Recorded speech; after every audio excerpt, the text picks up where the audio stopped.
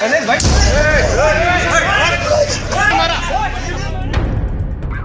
पटंगों के साथ, गिरती फावड़ों के साथ आगड़ी और जेड़ा उनको लेकर समराव तक पहुंचो। ज्यादा से ज्यादा संख्या में समराव तक पहुंचो। जब तक वो कलेक्टर नहीं कि मैं मेहंदी हाथ पैरों की नहीं उतार दूं, जो मेहंदी लगा के कलेक्टर में बैठी है। इनसे मिलिए। ये राजस्थान के टोंक देवली उनियारा विधानसभा सीट से निर्दलीय प्रत्याशी नरेश मीणा है। इनकी दिक्कत ये है कि इन्हें गुस्सा बहुत आता है। ये कानून के ठेकेदार भी हैं।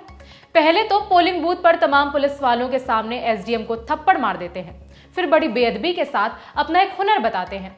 इनका हुनर ये है कि इन्हें अधिकारियों की मेहंदी उतारना आता है। कहते हैं कि कलेक्टरनी के हाथ पैरों से उसकी मेहंदी उतार दूंगा। अब पुलिस की वीरता भी सुन लीजिए।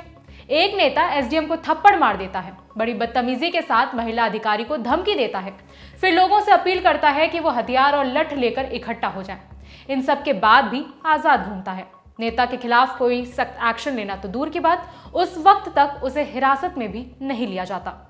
हालांकि 14 तारीख को दोपहर 12 बजे के बाद खबर आई कि नरेश मीणा पुलिस हिरासत में है। नेता तो नेता, इनके समर्थक भी पुलिस और कानून की धज्जियां उड़ाते घूम रहे हैं। राजस्थान के टोंक में बीती रात जमकर बवाल काटा गया। 13 से 14 तारीख के बीच टोंक में जो कुछ भी हुआ उसे सिलसिलेवार तरीके से समझते हैं। 13 नवंबर को राजस्थान में विधानसभा की 7 सीटों झुंझुनू, दौसा, देवली उनियारा, खीवसर, चौरासी, सलूम्बर और रामगढ़ पर उपचुनाव हो रहे थे। उनियारा के समरावता गांव के लोगों ने अपनी एक मांग को लेकर वोटिंग के बहिष्कार की घोषणा की थी। इस बीच निर्दलीय चुनाव लड़ रहे नरेश मीणा ने मालपुरा के sub divisional officer Amit Chaudhary को थप्पड़ जड़ दिया। आरोप लगाया कि एसडीएम ने चुपके से 3 लोगों से वोट डलवा दिया था। इसके बाद नरेश अपने समर्थकों के साथ धरने पर बैठ गए। सोशल मीडिया पर नरेश का एक और वीडियो वायरल है। नरेश लोगों को हिंसा के लिए भड़काते दिख रहे हैं और खुलेआम महिला अधिकारी को धमकी दे रहे हैं। लट पटंगों के साथ, गिरती फावड़ों के साथ और जो हमारी होती है ना तीन वो क्या बोलते हैं, तीन उसकी आगड़ी और जेड़ा उनको लेकर समराव तक पहुंचो। ज्यादा से ज्यादा संख्या में समराव तक पहुंचो। ये आज लड़ाई आर पार की होगी। जब तक वो कलेक्टर नहीं, जो अगर दिन में आ जाती तो ये सारा नाटक नहीं होता, हमारा नुकसान नहीं होता। जब तक वो कलेक्टर नहीं कि मैं मेहंदी हाथ पैरों की नहीं उतार दूं, जो मेहंदी लगा के कलेक्ट्री में बैठी है, जो सरकारी ड्यूटी नहीं करके बीजेपी की ड्यूटी कर रही है, वो कलेक्टर नहीं जब तक यहाँ नहीं आएगी धरना स्थल पे, जब तक नरेश मीणा हटने वाला नहीं है, पीछे मुड़ने वाला नहीं है। यहाँ 3-4 डिप्टी खड़े हैं, यहाँ कम से कम 200 पुलिस वाले खड़े हैं। इनसे मेरा निवेदन है, आग्रह है, आप एसटीएफ बुला लो और कोई मोदी की सेना बुला लो दिल्ली से, और कोई बाहर से और बुला लो राजस्थान की पुलिस को। आप में जितनी ताकत आप आजमा लेना और मुझे चाहने वालों में मेरे में जितनी ताकत होगी हम भी आजमाएंगे। मैं वेट करूंगा, मैं इंतजार करूंगा। इसके बाद कुछ मीडिया रिपोर्ट्स आई कि प्रदर्शन के दौरान ही नरेश मीणा को हिरासत में लिया गया। इसके बाद कथित तौर पर नरेश के समर्थकों ने तोड़फोड़ शुरू कर दी। लगभग 24 बड़ी गाड़ियों और 48 बाइकों को आग लगा दी गई।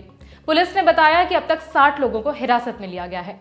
इन प्रकरणों में अभी तक जो है 60 व्यक्तियों की गिरफ्तारी की गई है और इनका मेडिकल और इनका जो टेक्निकल एविडेंस के बेस पे इनके खिलाफ जो अरेस्ट के बाद जो बाकी लोगों का उनको भी गिरफ्तार करने की कार्रवाई जो है की जा रही है। इसमें लगभग 10 पुलिसकर्मियों के मामूली चोटें आई हैं, सभी ठीक हैं और सामान्य उपचार करके उनको छुट्टी दे दी गई है। पथराव में और ग्रामीणों में जो पथराव किया, उनसे जो बाहर से लोग जो आकर के आए हुए थे उन्होंने ग्रामीणों पे भी पत्थर फेंके। इसमें कुछ ग्रामीण भी चोटिल हुए हैं। ज़्यादातर लोग इसके जो समर्थकों से बाहर से लेकर के आए थे और बाद में अंधेरे का फायदा उठा करके इन्होंने पथराव किया और उसमें 2 गवर्नमेंट व्हीकल के अलावा कुछ निजी वाहन भी जो इसमें जले हैं, कुछ मोटरसाइकिलें भी जली हैं। बेसिकली आपका राजकार्य में बाधा पहुंचाने के, पुलिस हिरासत में भगाने के, सरकारी संपत्ति में तोड़फोड़ के प्रकरण इसमें दर्ज किए गए। अभी पता लगा कि ये जयपुर में, बारां में, अन्य कई जिलों में वांछित अपराधी है। इन सभी प्रकरणों में इसको गिरफ्तार करके और कठोर कार्रवाई की जाएगी। गांव में भीड़ को रोकने के लिए पुलिस ने लाठीचार्ज किया और आंसू गैस के गोले छोड़े। इस घटना में 15 पुलिस वाले घायल हैं। साथ ही कई गांव वालों के घायल होने की भी खबर है। 14 नवंबर की सुबह न्यूज एजेंसी ANI ने एक वीडियो जारी किया जिसमें नरेश मीणा मीडिया से बात करते हुए नजर आ रहा था। अपनी वीरता की कसीदे पढ़ते हुए कहता है, एसडीएम की कोई जात थोड़ी होती है, वो मीना या गुज्जर होता तो भी पिटता, ब्राह्मण होता तो भी पिटता। आओगे अपने हाथ में तो काम कैसे होगा? लोकतंत्र हमारे लिए नहीं है, लोकतंत्र बड़े लोगों के लिए। लेकिन कानून के दायरे में कर सकते थे ना आप, क्योंकि आप चुनाव लड़ रहे हैं। वो चुनाव के मीडिया वालों से याद है, सुबह से कानून के दायरे में कर रहे थे, शांति से बैठे थे, कलेक्टर आए नहीं, सुने नहीं, पुलिस हमारा खाना नहीं आने थे, उसको तो आपको नहीं छाप रहे, हमें खाना नहीं। हम रात से चला रहे हैं ये सब चीजें, भूखे तो नहीं चलाए, चीनी चलाए करेंगे। नरेश जी, रात भर आप कहाँ थे? आपने रात को ट्वीट भी किया, हम डरे नहीं है, रात भर आप कहाँ थे? मैं यहाँ से बेहोश हो गया था, इसी मंच में था, माताएं बहने मेरे को यहाँ से घेर के इस मकान में ले गई।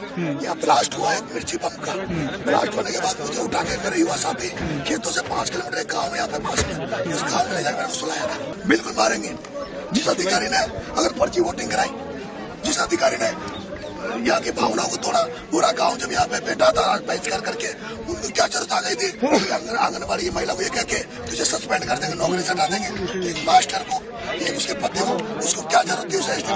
नरेश मीना का आरोप है कि उनके समर्थकों के लिए पिकअप वैन से खाना और गद्दे लाए जा रहे थे, लेकिन पुलिस ने उन्हें रोकने का प्रयास किया था।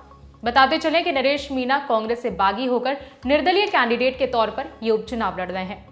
फिलहाल वो पुलिस हिरासत में है। चुनाव जीतना तो बात की बात है, उससे पहले ही पुलिस और कानून को अपनी ताक पर रखने वाले ऐसे नेताओं पर आपकी क्या राय है, कमेंट करके बताइए। मेरा नाम है विभावरी, जानकारी जुटाने में मदद की है आनंद ने। देखते रहिए दी लल्लन टॉप। शुक्रिया। और चलते चलते एक और जरूरी सूचना, लल्लन टॉप का सालाना अड्डा लौट आया है। इस बार तारीख है 22 से 24 नवंबर, जगह वही दिल्ली का major Dhyanchand national stadium. Registration के लिए lallantop.com पर दिए गए बैनर पर क्लिक कीजिए या फिर डिस्क्रिप्शन में दिए गए लिंक पर क्लिक करें और 3 दिन के लल्लन टॉप अड्डा का हिस्सा बनिए सिर्फ 499 रुपए में। सवाल बहुत सारे हैं, जवाब 3 दिनों में मिलेंगे। तारीख है 22, 23 और 24 नवंबर।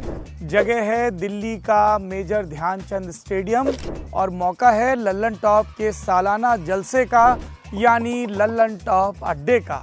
पर सवाल क्या है? दिलरुबा इतनी हसीन क्यों है? मम्मी कैसी हैं? ब्राउन रंग किसने लिखा? और गाड़े कहाँ थे? आइए और देश और दुनिया की नामचीन हस्तियों से मिलिए, उनसे अपने हिस्से के सवाल पूछिए और कहकहों में और ज्ञान की रोशनी में सराबोर हो जाइए, क्योंकि ये है लल्लन टॉप का सालाना अड्डा। और इस अड्डे का हिस्सा बनने के लिए आपको करना होगा रजिस्ट्रेशन thelallantop.com पर जाकर या डिस्क्रिप्शन में दिए लिंक पर। 499 रुपये मात्र में 3 दिनों का पास आपके लिए उपलब्ध हो जाएगा और फिर होगी भरपूर मौज, क्योंकि नाम है हमारा लल्लन टॉप।